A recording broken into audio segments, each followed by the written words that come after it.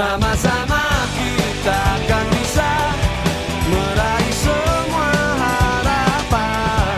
Sama-sama untuk semua, membuka dunia untuk Anda bisa.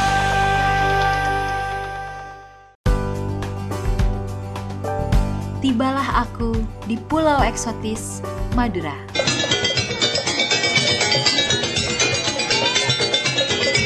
Perjalanan menemukan semangat bisa di seluruh Indonesia, dimanapun Danamon berada, akan terus berlanjut. Di Madura ini, aku akan menuju ke Pamekasan.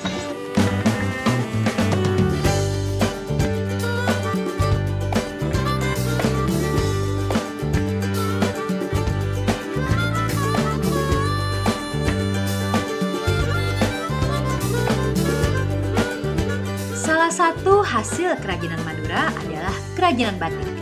Bangkalan, Sumenep, Sampang, dan Pamekasan adalah wilayah terkenal di Madura sebagai penghasil kerajinan batik tulis.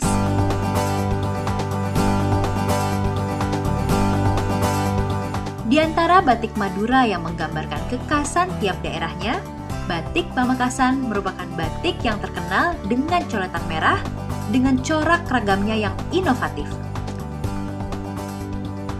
Ibarat putri cantik yang baru bangun dari tidur panjangnya, batik tulis Pamekasan Madura kini telah dikenal di mancanegara. Sosok yang terkenal sebagai pemegang peran terkenalnya batik tulis Pamekasan adalah sosok Surayah, wanita kelahiran Pamekasan 53 tahun silam. Keberanian memadukan seni tradisional dan kontemporer semakin memberi sentuhan kekayaan pada motif batik Pamekasan. Suatu upaya yang begitu inspiratif selaras dengan semangat bisa Danamon. Sri Kandi ini mempunyai semangat bisa, yakni sebuah semangat dalam menaklukkan rintangan yang telah dibuktikan melalui aktivitas nyata dengan penuh rasa cinta terhadap apa yang dikerjakan dan bisa menjadi inspirasi bagi orang lain dan berguna bagi masyarakat. Di Madura itu kan ada 4 kabupaten. Setiap kabupaten itu punya ciri masing-masing. Apa Pamekasan itu yang benar-benar pakem, itu pasti ada coletan merah kayak seperti ini. Ini dioleskan warna ini dengan coletan. Terus ciri kedua adalah motif sekar jagat. Artinya sekar jagat itu bunga sejagat. Jadi semua motif tumpah blek di satu kain. Nah, tapi setiap daerah punya sekar jagat seperti ini. Cuman nuansanya lain, kadang namanya pun lain gitu. Perkembangan batik Pamekasan tuh jauh lebih berani ya. Lebih berani dalam pemasaran, lebih berani juga di dalam pendesainan. Saya merasa jenuh ya dengan motif yang setiap hari saya temui. Saya ini jenuh, warna juga saya jenuh. Akhirnya saya berani membuat batik hanya berbentuk garis ke garis gitu. Memang sama pemerintah daerah saya dikecam. Wah, batikmu ini sudah tidak menandakan Pamekasan. Saya bilang, ini sebuah perkembangan dari inovasi dan sebuah perkembangan dari ini budaya. Kita harus berani untuk nerobos terobosan-terobosan baru. Kalau enggak, nanti pembeli itu akan berhenti membeli karena dia sudah punya desain saya gitu. Akhirnya saya mengawinkan kontemporer dengan tradisional. Akhir-akhir tahun ini ya, itu tamu saya dari Prancis, dari Jepang, dari Belanda, dari Cina, dari Qatar, dari Mesir. Saya tanya, kalian tahu dari mana batik saya? Saya lihat website katanya, saya lihat blog sampean gitu. Jadi manfaatnya internet luar biasa memang. The favorite present we bring it to Riyadh, it is batik, and I didn't find the most unique batik. I found it here. Saya memang tidak mau ngecap ya, karena saya ingin mempertahankan aset yang ada di Pamekasan. Saya berprinsip saya harus membantu mereka yang lemah, saya harus mempertahankan tulis supaya mereka tetap punya pekerjaan satu, dan saya mempertahankan kualitas sehingga ini langgeng untuk anak saya pun bisa gitu. Sebuah batik tulis itu untuk punya produksi banyak, kita harus banyak karyawan, kita harus banyak penulisnya.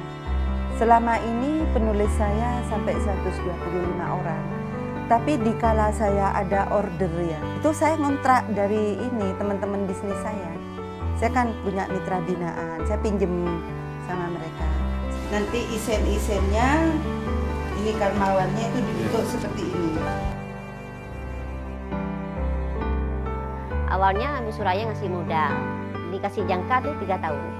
Dan bahkan saya tuh sempat diantar ke tukang batik di desa. Bu Suraya sengaja dikenalkan mampuan batik itu. Sudah itu saya dilepas sama Bu Suraya. Jadi saya ngelola sendiri. Hasilnya sama Bu Suraya ditampung, dijual di sini. Awalnya saya tidak mengenal batik. Dari binaan Bu Suraya akhirnya saya bisa menjadi cinta akan batik dan menikmati hasilnya. Ibu Surayah tidak hanya memberikan kesempatan kepada karyawannya untuk mengembangkan kreativitas membatik. Di bidang pendidikan formal pun kesempatan belajar terbuka lebar bagi para karyawannya. Awalnya saya bekerja di Bu Suraya tidak bisa membatik. Selain saya dibimbing untuk belajar membatik, sekaligus saya kasih kesempatan untuk kuliah. Akhirnya saya bisa menyelesaikan S1 di STAIN jurusan agama.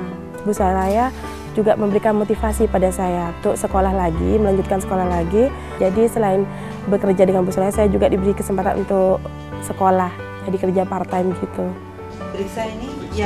Ibu Surayah berani melakukan terobosan-terobosan baru dalam mengembangkan kreasi batik karyanya. Hal itu dilakukannya untuk memperkaya motif batik Pamekasan, tetapi tetap mempertahankan kualitas batik Pamekasan. Hal inilah yang mengantarkan Ibu Surayah mendapat berbagai penghargaan, seperti Adikarya Award, Best of the Best Award, Luhur Adikarya Award, dan dinobatkan sebagai Sukandi dari Madura.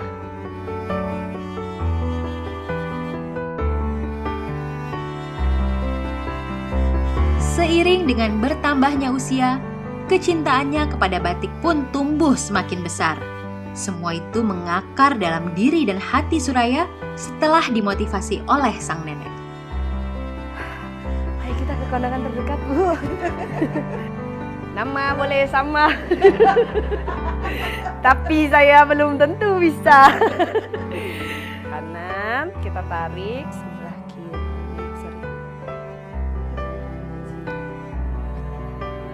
Nama kita sudah sama. Saya pasti bisa.